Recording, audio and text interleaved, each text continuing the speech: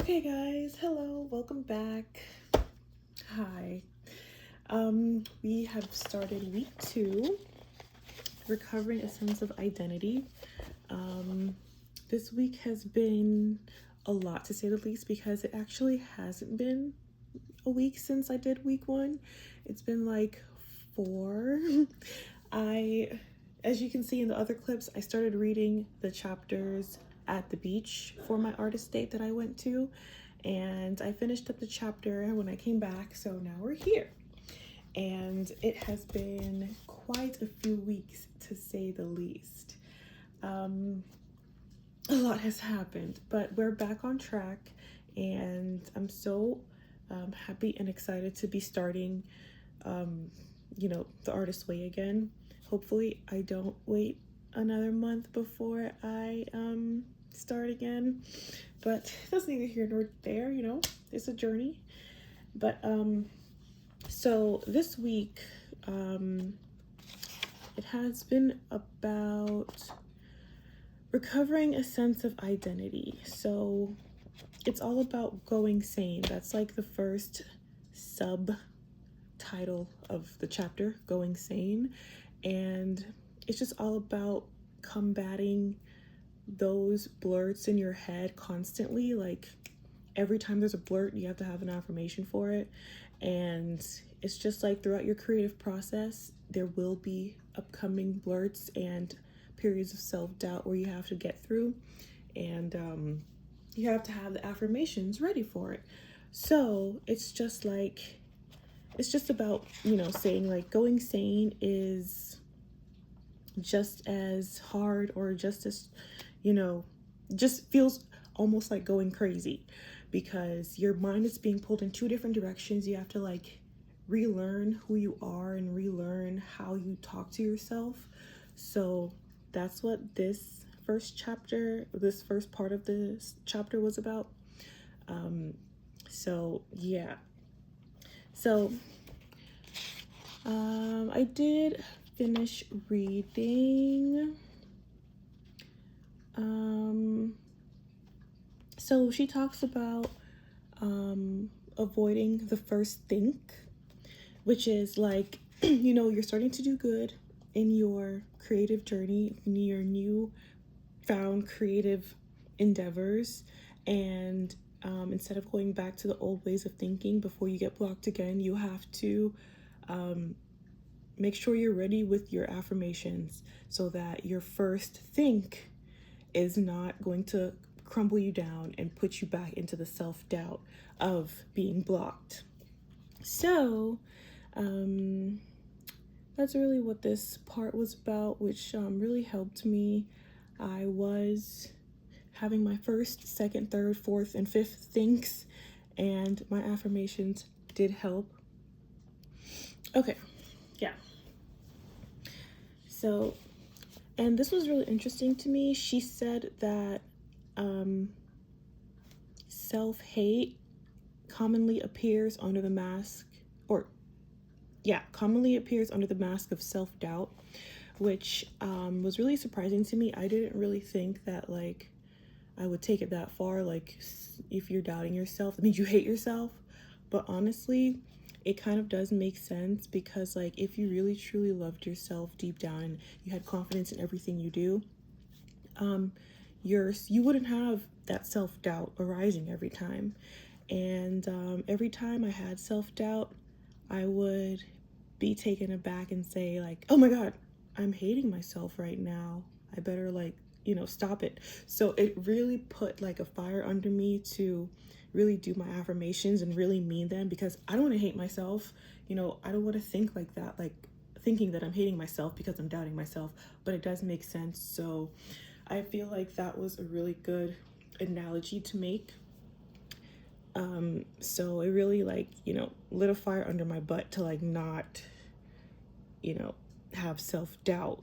And when I do have self-doubt, act on it real quick, because, who wants to say that they hate themselves, And as I was reading, the next section was about poisonous playmates, where it's like friends that are blocked that will help you or that will like diminish your recovery and make you go back blocked. I don't really have creative friends around me, so that has nothing. I don't have to worry about, friends, getting me blocked. But I do realize that I can be that creative friend internally. And when I go over my notes, I'll like show you guys what I wrote to also combat that. And this other part was just about crazy makers, which I don't really have to deal with that now either. Crazy makers are just like people that will sabotage you once you have like an opportunity, or like you have to do something really important for yourself. They'll sabotage you with their own needs. Again, I am a loner. I don't really have people around me to do that except for myself. So yeah, this chapter went by really quick. So the things that she was teaching you to overcome really didn't apply to me that much, but you can always take it and apply it to yourself as that, your third person. You can be that person. So yeah, this week's reading was very good, very quick to go through, very nice. And let's go over my notes.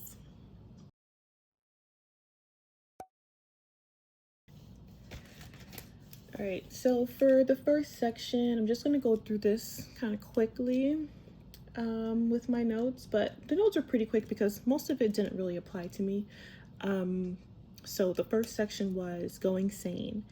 Going sane meant, avoiding the first thing, the first, flare up of self-doubt that you have. And, as I was reading it and as I was writing my notes on it and thinking about how it took me 4 weeks to get to week 2. I mean, I was doing other stuff, okay? But anyways, not to make excuses, but yeah, my first think as I was reading this, I said to myself, or I wrote in my notes that for me, as I began week 2 after 4 weeks, the thought that popped up in my head was that I'll probably stop again because I never finish what I start, and so I shouldn't get too attached to the fact that I'm being productive. And my affirmation, which is really unfair to me because, I was doing other really important things for my career and in my career during that month, and I was continuing to, read and look at other books that helps my personal development. I just didn't have time. But for the affirmation that I wrote was, or to combat it, was that even though I stopped my progression and didn't keep the promise I made to myself to do it every single week, I didn't quit. I came back and I am productive while honoring my time for rest, or my time that I had off doing other things. And I didn't finish in the timeline I was supposed to, but at least I kept going, because slow progress is better than no progress, period. So at least I am proud of myself for being back. And these videos are going to be edited anyway, so no one technically would have known if I was gone or whatever, but I just had to be honest, and like that's what I had to say for myself. And when she was talking about how that self-doubt that I had with not finishing, and don't ever let that stop you from being productive, because slow progress is better than no progress, I wrote in bold letters, because she said it in the book, do not let your self-doubt turn into self-sabotage. Acknowledge those thoughts, combat them, and keep going. Okay, you can acknowledge that you have the self-doubt of like not progressing or progressing slowly, but you can combat them and you can just keep going anyways, because like, what are you gonna do? Stop being creative, stop being who you truly want to be just because you stop for a little while. So yeah, that really made me feel a lot better. And So, oh yeah, this was my favorite part as well. So the next part was that I'll just read my notes to you because it's just so beautiful and it touched me. So hopefully it will touch you guys and help you. Yeah. The essential element in nurturing our creativity lies in nurturing ourselves. You know, you have to take care of your mind, body, and soul. That's how you nurture your creativity in the long run. Through self-nurturing or nurturance,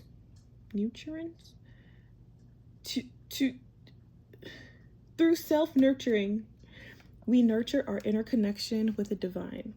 Through connection,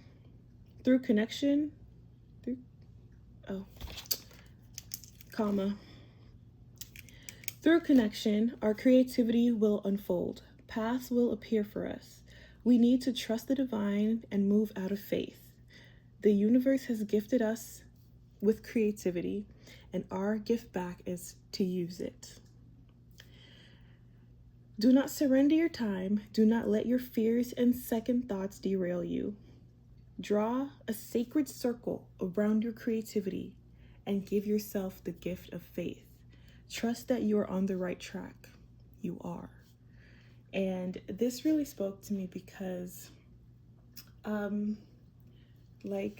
was having doubts about my time limit and time frame of completing everything, and where am I going with this, and what I want to do with this, and what I want to, what my path was for, following my dreams. And even though you don't have to have, you don't have to know the destination, you just have to make sure your path is aligning with what you want to do. I was still having those fears of like, what am I doing? Like, where am I going? And when I was having those thoughts this week, I actually found this quote.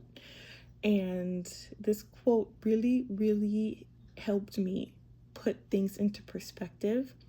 And it says, faith and fear both demand that you believe in something you cannot see.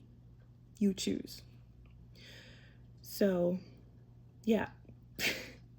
Why would I choose fear over faith? Why would I choose fear over believing that I can actually accomplish my dreams, instead of, seeing that you can, because you have two opposites of the spectrum and you don't know what is going to happen. You don't know what to believe. You don't know what to think. And instead of choosing the bad side of the spectrum that will give you anxiety and self-doubt and demotivation, you can choose the opposite side to see or to believe in, which is faith that you will achieve your goals and you will achieve everything that you wanted to do if you just keep going. So yeah, that quote really helped me. I'll read it again.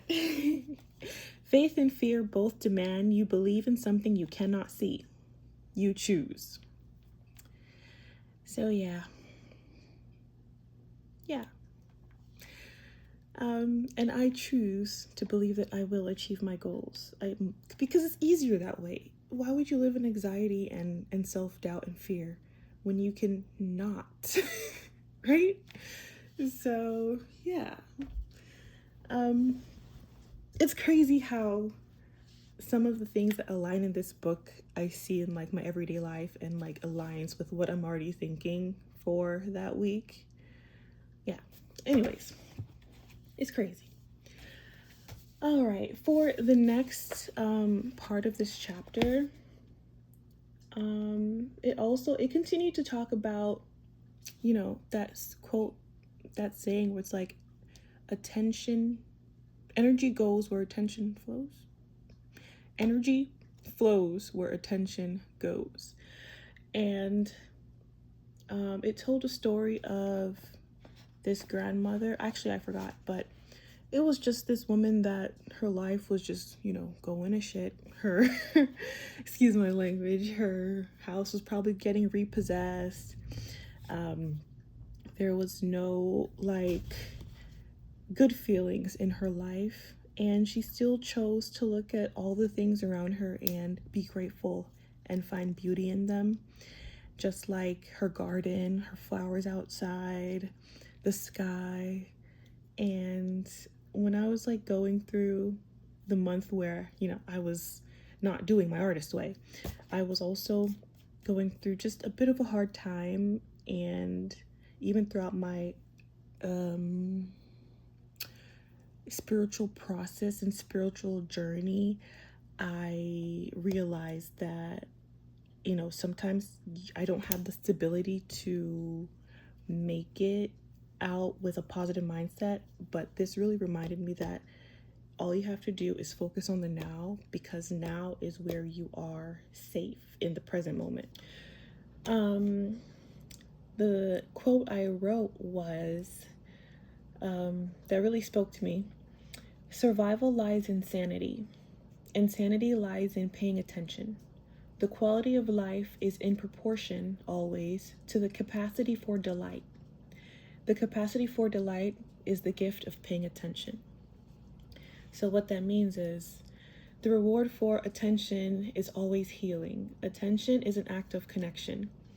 In pain, when the future is too terrifying to contemplate and the past is too painful to remember, learn to pay attention to the right now.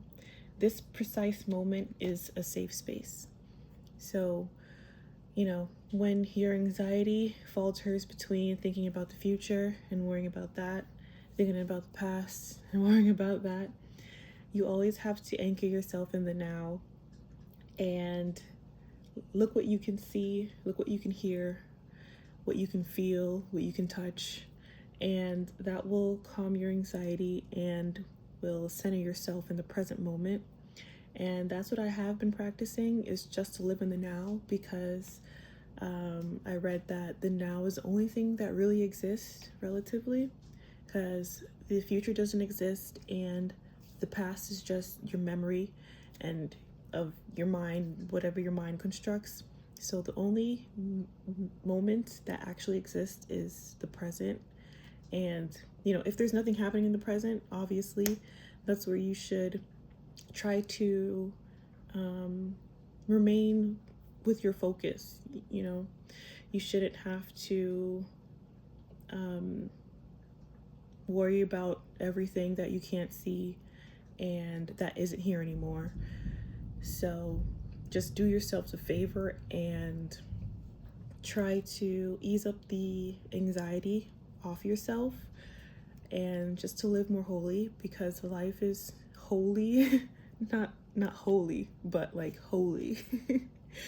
Because life is too short to not be happy, and happiness is a choice. Some people will beg to differ, but if you stay too long in past moments that are painful for you or that you regret, you can't really, you take yourself out of the now, and you can't really appreciate that there's nothing happening in the present moment now. You can be happy in this present moment. And if you take yourself out of the present moment to think about the future that is probably full of fear and things not going your way, that's also pulling yourself out of the present moment where nothing's happening right now. I'm in bed, I'm making a YouTube video, I'm making some tea outside, and it's just easier to choose to be happy, even though we're wired to not be. You just have to make that conscious choice to touch what you can see now, hear what you can hear now, and live in the present moment. And yeah, that's what I learned from this week. This week has been very nice and hasn't been too hard, but it's been touching on all the subjects that I want to touch on for what I recently gone through and had to overcome. So yeah, that was the reading and my notes for week 2. All right, and now we will go on to all the tasks that she assigned us this week. All of them. There were 10 tasks, not that much, but yeah.